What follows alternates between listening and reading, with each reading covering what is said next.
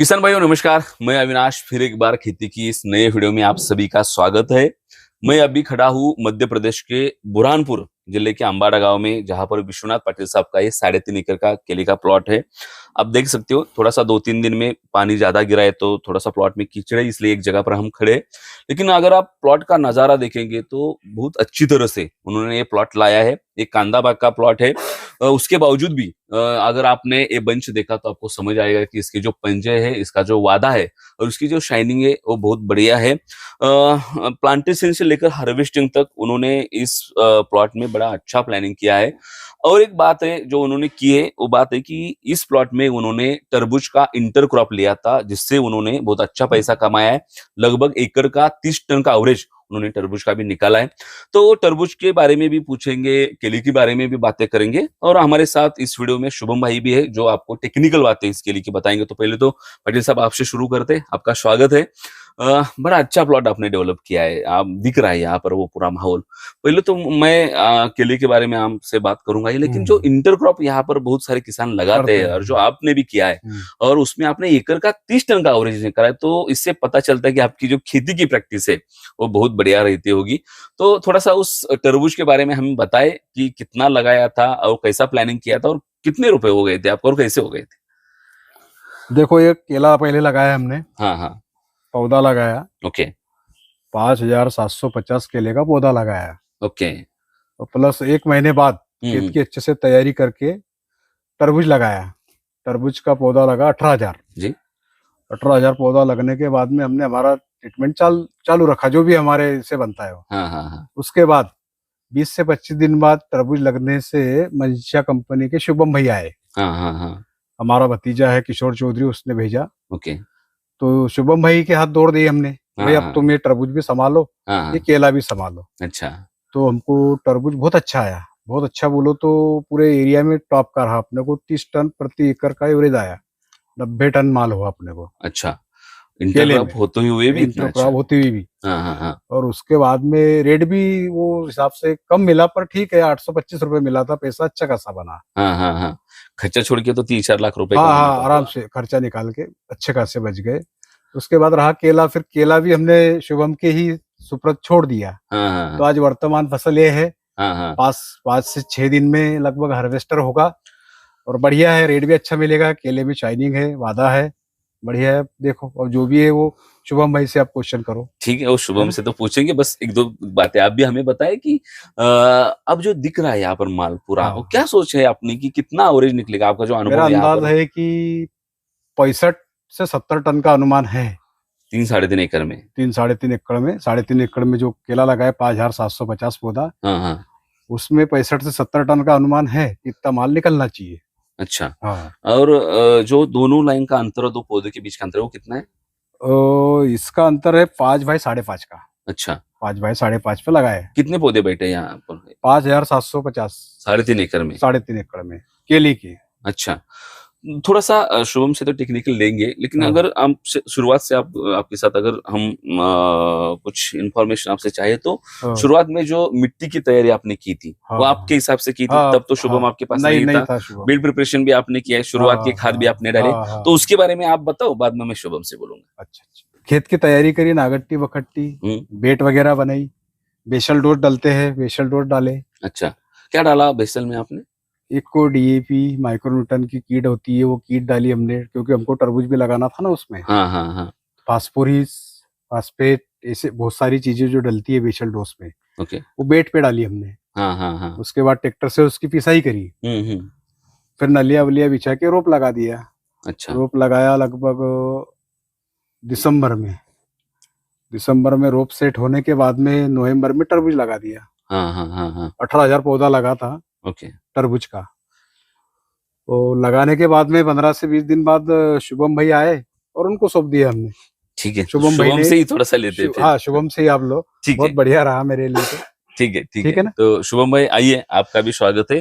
थोड़ा सा अब टेक्निकल बातें हम आपके साथ करेंगे। किसान का बहुत भरोसा दिख रहा है आपके ऊपर, आपके मनीषा मार्केटिंग के ऊपर। वो तो मैंने लगातार देखा है, जब भी मैं किसान के पास जाता हूँ तो आप जैसे फील्ड के लोग हैं मनीषा के, या मनीषा का पूरा प्रोडक्ट रेंज है, उनके ऊपर किसान हमेशा भरोसा करता है। यहाँ पर भी आपने तरबूज में और केले में दोनों जगह पर आपकी प्रैक्टिस चलाई है, तो उनके बारे में कुछ टेक्निकल बातें हम करेंगे। और उसके बावजूद जो किसान हमारा वीडियो देख रहा है, वो अगर आपने खेत में कुछ इंटरक्रॉप करना चाहे या कुछ केले का प्लांटेशन करना चाहे, तो उनके लिए ये जानकारी काम आनी चाहिए, इसलिए हम आज बोलेंगे। तो शुरुआत करते हैं कि हर क्रॉप के पहले आपकी जो मंशा की और आपकी जो प्रैक्टिस चलते हैं, उसमें आप मिट्टी की और बेड की तैयारी कैसे करते हो?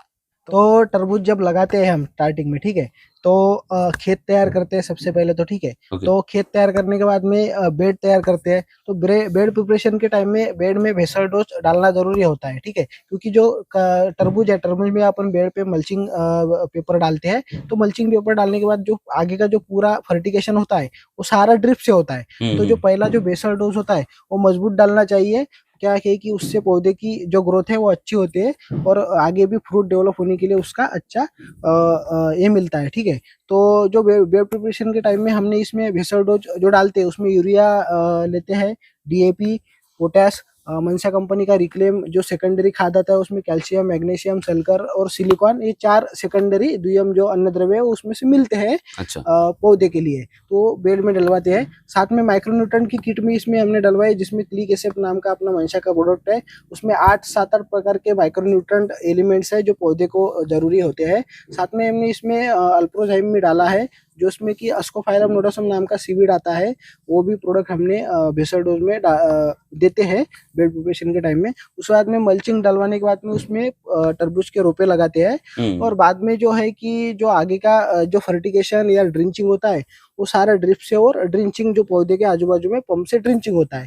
उसके साथ आपने केला भी यहाँ पर किया है, तो ये प्लॉट हम सेंटर रखेंगे, उसके आजू बाजू की आगे की प्रैक्टिस हम बोलेंगे। केला का जो बेड का तैयारी रहता है वो कैसा रहता है? केले के लिए वो सेम ही रहता है? वो सेम ही रहता है, तरबूज का और इसका रहता है। खाली क्या है कि तरबूज में मल्चिंग डलवाते हैं, केले में भी मल्चिंग डलवाते हैं कोई किसान, कोई उसके अंदर नहीं डलवाते हैं मल्चिंग। तो इसमें भी बेड प्रिपरेशन के टाइम में भेसर डोज डलता है। और इसमें क्या है, केले में ऐसा होता है कि केले में हम बाद में भी भेसर डोज डाल सकते हैं। केले में 4 बार 3 बार भेसर डोज डलता है, तो स्टार्टिंग में भी डलता है और बाद में भी डलता है। तो केले में स्टेप बाय स्टेप देते हैं, जैसे स्टार्टिंग में यूरिया, पोटैश, डीएपी हो गया, ठीक है। साथ में माइक्रोन्यूट्रन देते हैं, इसमें क्लिक एसेप मनसा का प्रोडक्ट है। और उसके बाद में अल्प्रोजाइम प्रोडक्ट देते हैं। और उसके बाद में सेकंड डोज में फिर हम जो हो गया यूरिया हो गया, उसके बाद में अमोनियम सल्फेट हो गया 25 किलो 1000 पौधे के लिए, 10-26-26 हो गया, पोटैश हो गया, मैग्नीशियम, अपना मनसा कंपनी का जो रिक्लेम प्रोडक्ट आता है जिसमें द्वितीयम अन्न द्रव्य जो है खाद रहता है, वो भी हम उसमें डालते हैं भेसर डोज में। तो ऐसे 3 बार 4 बार केली को भेसर डोज डलता है। ओके। जब केली लगती है तो उसके बाद जो ड्रिंचिंग चलती है वो बहुत जरूरी होती है, क्योंकि शुरुआत में जो पौधे लगते हैं नए नए, तो पौधे वहां पर सेट हो जाए, उसका फाइट रूट फीडर रूट अच्छा चले, मर रोग ना आए। यहाँ का प्लॉट तो आपके पास 1 महीने बाद आया था, तो ड्रिंचिंग यहाँ पर की नहीं आपने। लेकिन अगर शुरुआत में अगर ड्रिंचिंग करनी है तो मनसा ड्रिंचिंग में क्या प्रैक्टिस करता है? तो जनरली हम केले के प्लॉट में जैसे कंद भी लगता है या वारू के रोप लगते हैं या स्पेशल जैन का रोप भी लगता है, ठीक है। तो उसमें ड्रिंचिंग के लिए हम तो शुरुआती अवस्था में जो है तो उसमें हम ट्राइविल्ट देते हैं। 1000 पौधे के लिए 500 ग्राम ट्राइविल्ट है, जिसमें ट्राइकोडर्मा विरिडे नाम का कंटेंट है। ये बैक्टीरिया होते हैं, ये जो है कि मर रोग जो है वो कंट्रोल में रखते हैं, ठीक है। अच्छा। साथ में हम इसमें ह्यूमिकॉड एफजी नाम का प्रोडक्ट है अपना मनसा का, वो भी देते हैं। उसमें जो है कि पोटेशियम ह्यूमेट करके कंटेंट आता है उसमें। तो ये दोनों कॉम्बिनेशन में हम ड्रिंचिंग के लिए देते हैं। कि ट्राइविल्ट से क्या होता है, जिसमें ट्राइकोडर्मा विरिडे है, बैक्टीरिया है, ठीक है, वो मर को कंट्रोल करते हैं। और जो अपना ह्यूमिकॉड एफजी जो प्रोडक्ट है जिसमें पोटेशियम ह्यूमेट है, वो व्हाइट रूट को डेवलप करता है। तो ये दोनों हम ड्रिंचिंग के लिए देते हैं, ठीक है। साथ में हम उसको सेकंड ड्रिंचिंग में ह्यूमिकॉड एफजी देते हैं। साथ में क्या है कि उसके बाद में माइकोपॉस साथ में देते हैं, जिसमें माइकोराइजा आता है, ठीक है। ओके।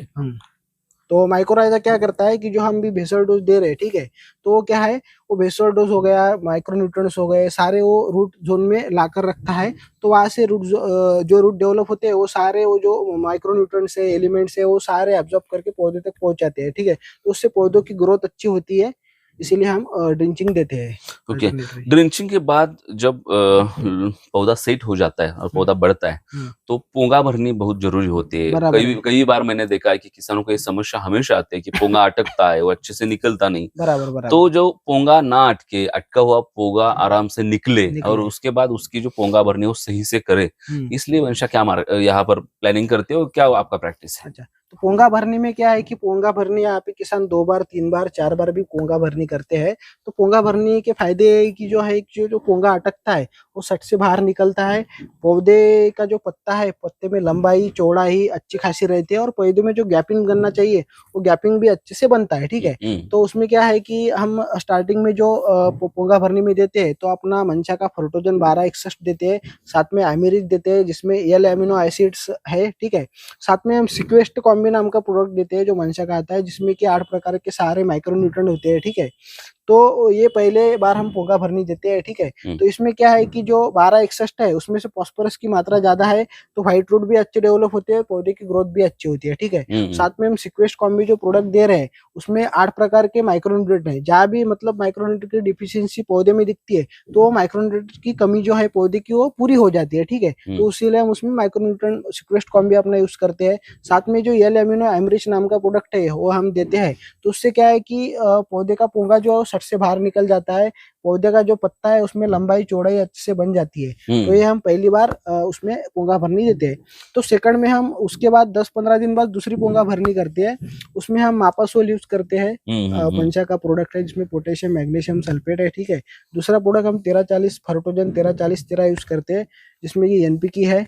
उसके बाद में साथ में हम अल्प्रोज देते हैं जिसमें कि अस्कोफाइलम नोडोसम सीवीड नाम का प्रोडक्ट है। ठीक है, तो ये 3 प्रोडक्ट हम दूसरी बार में यूज करते हैं पोंगा भरने के लिए। सिक्वेस्ट कॉम्बी भी देते हैं कभी कभी, अगर माइक्रोन्यूट्रेंट की कमियां दिखी है, किसी एलिमेंट्स की कमतरता है तो साथ में हम सिक्वेस्ट कॉम्बी भी इसमें यूज करते हैं। ठीक है, तो दूसरी बार में क्या है कि पोटेशियम मैग्नीशियम सल्फेट जो है ये सारा इसमें जो एलिमेंट्स है ये सारे गर्म एलिमेंट्स है। ठीक है, तो क्या है कि अगर कोई पौधा ट्रेस में चला जाए जिसका पोंगा अटका हुआ है, ठीक है, पत्ते की लंबाई चौड़ाई कम है, तो क्या है कि मापासोल से झट से पोंगा बाहर निकल जाता है, जो आने वाले पत्ते हैं वो अच्छे आते हैं, गैपिंग भी बढ़ जाता है। ठीक है, और साथ में जो अपना सीवीड है अस्कोफाइलम नोडोसम वो पौधे की अच्छे से ग्रोथ करता है। ठीक है, गैपिंग अच्छे से बढ़ा देता है।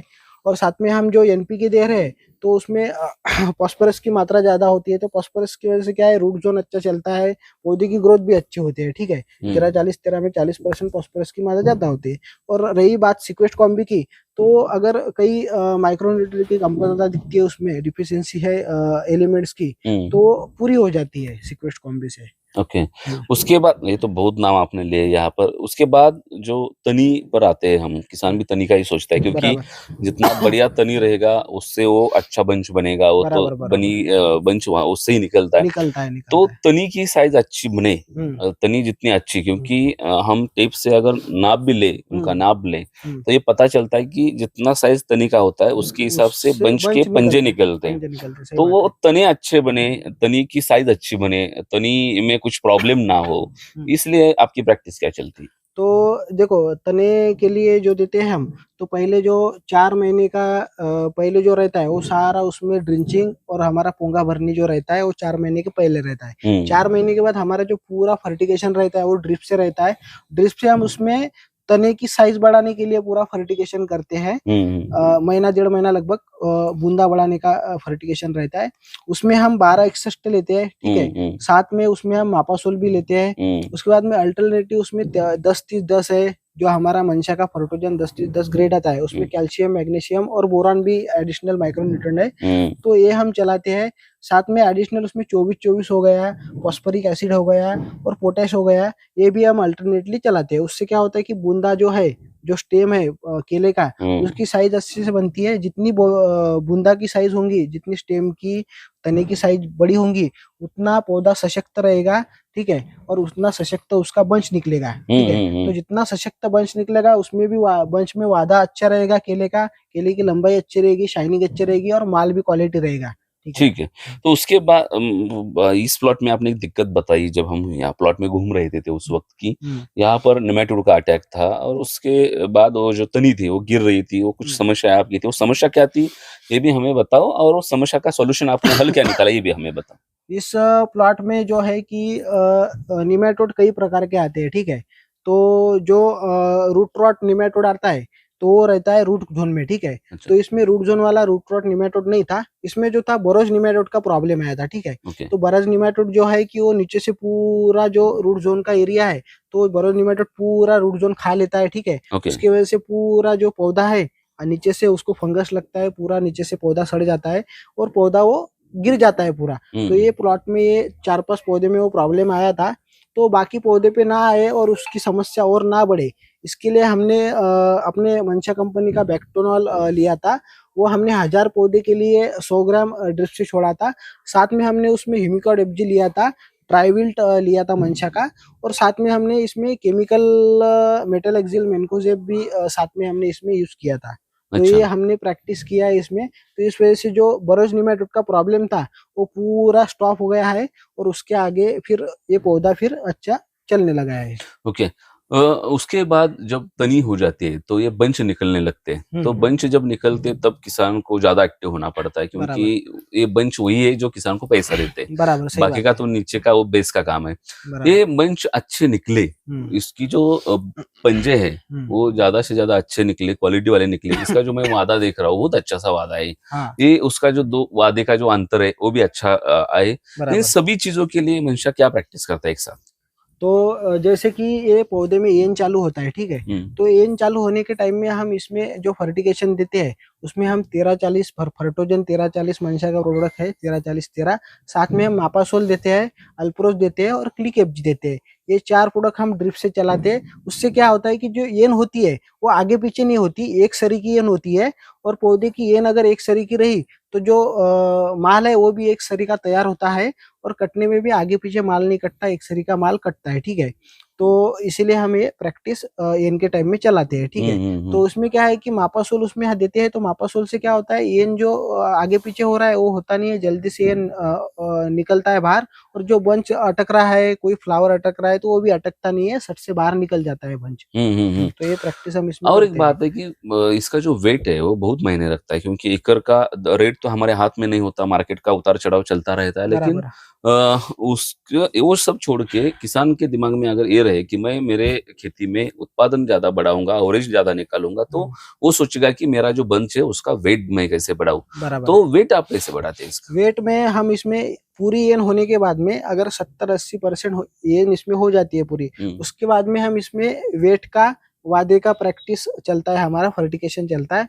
उसमें हम कुछ स्प्रे से भी देते हैं वादे के लिए, माल गोल होने के लिए, और कुछ ड्रिप से भी चलाते हैं, ठीक है। तो ड्रिप से हम इसमें अल्टरनेटली अपना मंशा का केमैग आता है वो चलाते हैं, 0050 चलाते हैं, मापासोल चलाते हैं, क्लिक एफजी चलाते हैं। इससे क्या है कि और साथ में 5021 अपना ग्रेड है जो वादे के लिए अच्छे काम करता है। उसके साथ में अल्प्रोज हम एडिशनल देते हैं, तो वादा जो है सच से ग्रो करता है, केले की लंबाई अच्छी बढ़ती है, शाइनिंग आ जाती है उससे। तो ये 2-4 प्रोडक्ट हम जो है केला गोल करने के लिए, माल का वेट बढ़ने के लिए, वादा बढ़ने के लिए ये प्रैक्टिस हम ड्रिप से फर्टिगेशन देते हैं किसान को।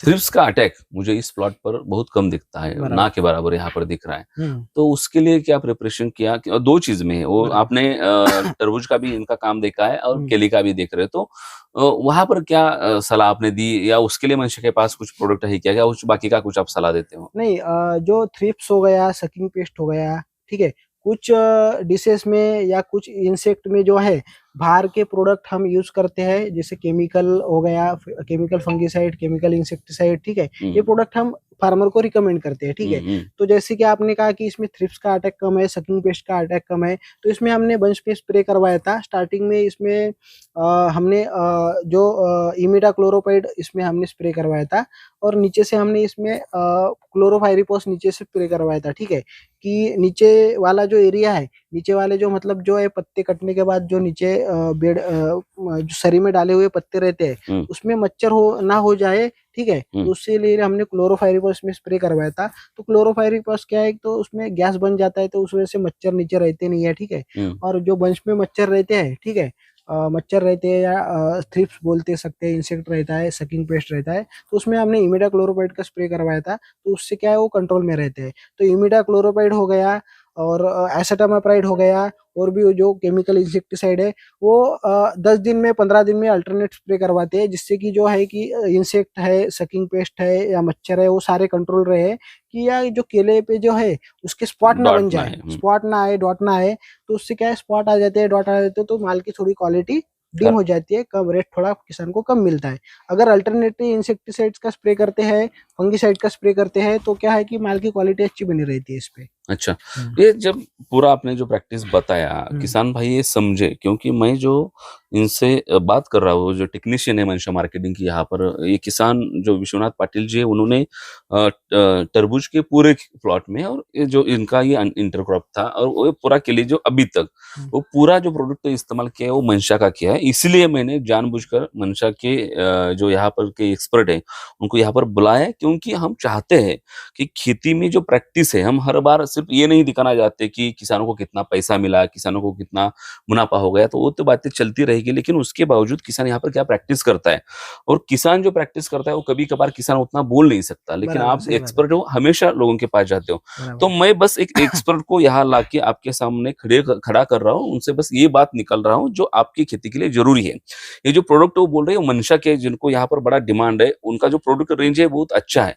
मुझे भी कई बार मैं जाता हूँ तो पूरे महाराष्ट्र में हूँ, एमपी में हूँ, मैंने देखा है कि मंशा को लोग बहुत पसंद करते हैं, उनके पसंद प्रोडक्ट को करते हैं। पसंद करते हैं। बराबर तो है। बस ये आपके लिए है, ये जो जानकारी मैं निकाल रहा हूँ उनसे, वो क्योंकि बहुत बार मैंने देखा है कि एक किसान दूसरे किसान को जानकारी नहीं बताता। बराबर है। बहुत बार तो मैंने ऐसे देखा है कि यहाँ पर स्प्रे का जो शेड्यूल होता है वो होने के बाद उसके जो बचे हुए जो पैकेज रहते हैं वो किसान जला भी देता है ताकि दूसरा किसान ना देखे। तो ये बहुत उल्टा सुल्टा चलता है। बराबर तो मैं चाहता हूँ कि किसान के पास प्रोडक्ट के नाम भी जाए, बराबर उसकी है। प्रैक्टिस भी जाए, इसलिए मैंने शुभम भाई को यहाँ पर बुलाया है। पहले तो ये बताओ कि लोग इतना मंशा का नाम क्यों ले रहे हैं, और आपका क्या अप्रोच रहता है, मंशा ने आपको क्या सिखाया है, और मंशा यहाँ पर क्या सोच लेकर काम कर रहा है?